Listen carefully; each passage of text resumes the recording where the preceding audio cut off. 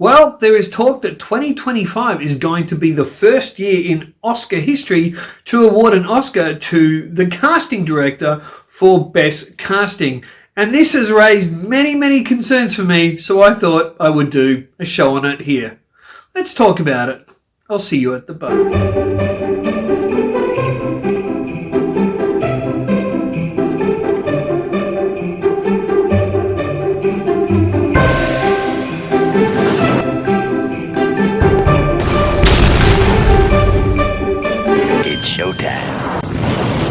So it's been decided that in 2025, it's going to be the first year in Oscar history, in the 86 years of the Oscars, where they're going to give an Oscar to the casting director of a film.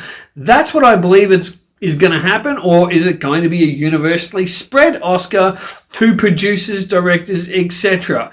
And this is why I think that this should not happen, and that it is very problematic. Now, we have famous examples of casting not just a ensemble cast for a film, but main actors for characters in films that have had nothing to do with casting directors.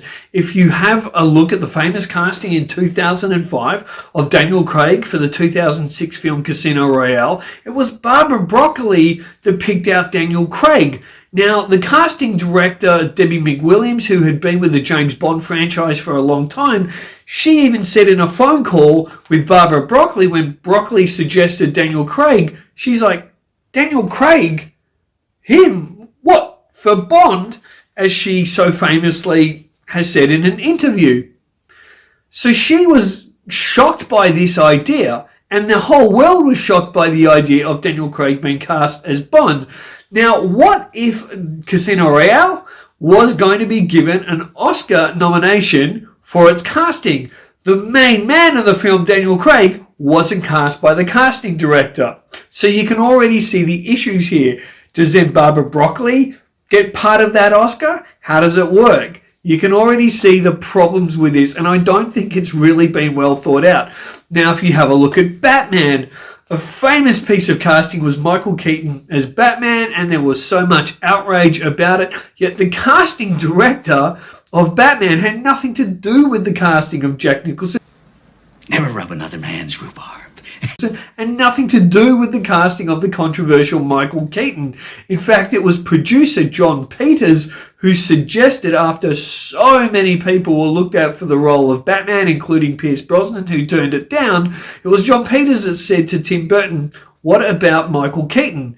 And then Tim Burton was like, yeah, of course, he's got that danger in his eyes. And then Tim Burton was like, yes, I want him in the role. So does the casting director get an Oscar nomination for Batman in 89 if they were giving out nods back then? You can see how problematic this is. Now, in one famous case, the casting director for Superman 100% deserved the credit she got. She was the casting director that came up with the idea of Christopher Reeve, because so many other actors, including Robert Redford, turned the role down. Sylvester Stallone wanted the role, and it was producers at the time that wanted, well, the studio pushes the producers to push for a big name actor. And when all the big name actors were saying no to Superman, it was the casting director that came up with the idea of the no-name Christopher Reeve, because the producer said, look, we're going to have to go to a no-name here. And then it was the casting director that found Christopher Reeve. So kudos to her. And then, of course, Richard Donner later on said, yep, great, let's go with that. Now, one of the most famous pieces of casting in all of film history is the casting of Sean Connery in 1961 for 1962's Dr. No. And it wasn't the casting director back then, and once again we're talking James Bond casting here because the character is so iconic, and it was actually Dana Broccoli that convinced her husband, Albert R. Cubby Broccoli as he was known, to cast Sean Connery. Now, Cubby already knew of Sean Connery. He'd seen him at the Hairdressers earlier on. They'd seen him in other films. He was watching Darby O'Gill and the Little People, and then that's when he brought in his wife, Dana, to have a look at this film and say, hey, what do you think of this guy? And she's like, oh, he's sexy, blah, blah, blah. You've got to cast him. and Cubby wisely listened to his wife. Bond. James Bond. So would a casting director get an Oscar there? If you look at the original cast of the classic film The Godfather, that was basically all Francis Ford Coppola. So does he steal the Oscar over the casting director? Because there was a thing called the famous Cucumber Lunch, and he had listed all these actors, including Al Pacino, James Caan, Marlon Brando, etc. And he had all these actors come over and have this lunch where they were eating cucumber sandwiches. And he had them all reading, and he was convinced that was his cast. Yet the producers and the studio kept pushing and pushing, thinking Al Pacino, he wasn't big enough, no one really knew him, he was no name at the time, and they wanted different actors. So they then screen tested hundreds of actors for the roles. And what ended up happening? Going back to the Cucumber Sandwich bunch who were reading in that original read-through of the script. So does the casting director there get an Oscar nomination? You can see just how crazy this is. And then if you look at the famous casting of Harrison Ford as Han Solo, that would make no sense to give the casting director of Star Wars an Oscar or an Oscar nomination either, because he was sitting in there, and the director wouldn't get much credit either. He was sitting in doing the auditions. Harrison Ford was just reading lines. He was helping the other actors, but George Lucas didn't want to cast him.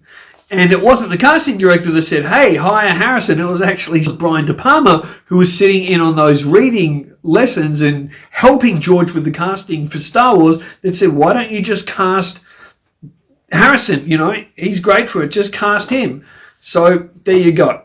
So the casting director is more responsible for getting an ensemble cast, more background extras, secondary roles, not the key actors. And the reason being is because the studios who are putting up the money, the producers are working for the studios, and then it's the producers who are really going, all right, who are we going to pick? Who are we going to pick? Now, of course, they have a casting director kind of under them, but it's not the casting director. So if the casting director is the person going up to accept Oscar nominations for, say, an ensemble cast like a film like Wicked, for example, which will be heavily up there for the Oscars, I assume, next year, is it fair that the casting director there is getting an Oscar nod when it's, say, John Chu who picked Cynthia Erivo or Ariana Grande? So this is why I think this Oscar is, honestly, this is DEI stuff. This is diversity hiring crap where the Oscars is getting ridiculous, and even the rules for films to be nominated for Oscars is ridiculous,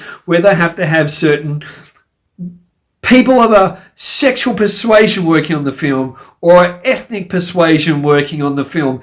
And it is absolutely ludicrous, because the best person should be working on those films that the directors and the producers see fit. It shouldn't be about diversity. It should be about the best person. And with that, you will always get natural diversity anyway, instead of pushing it and pushing out more qualified people. So overall, guys, I think this is a massive mistake. I have a really bad feeling about this. I think there's just too much of this that, you know, a producer's going to go, well, hey, I actually came up with that idea. Why is that person getting the Oscar? So I don't think they should do this. I would love to know in the comments below what you guys think about this. Please let me know, and come up with other examples in the comment section of what you think as well. Thank you so much for watching this, guys. If you have liked this video and you would like to subscribe and see more from the channel, that's up to you. Feel free to subscribe. And also, if you do want to see more video when the content uploads, smash that notification bell, and it helps me in the algorithms if you drop a like as well. And thank you so much for taking the time to watch. And remember, keep getting drunk on movies, not alcohol.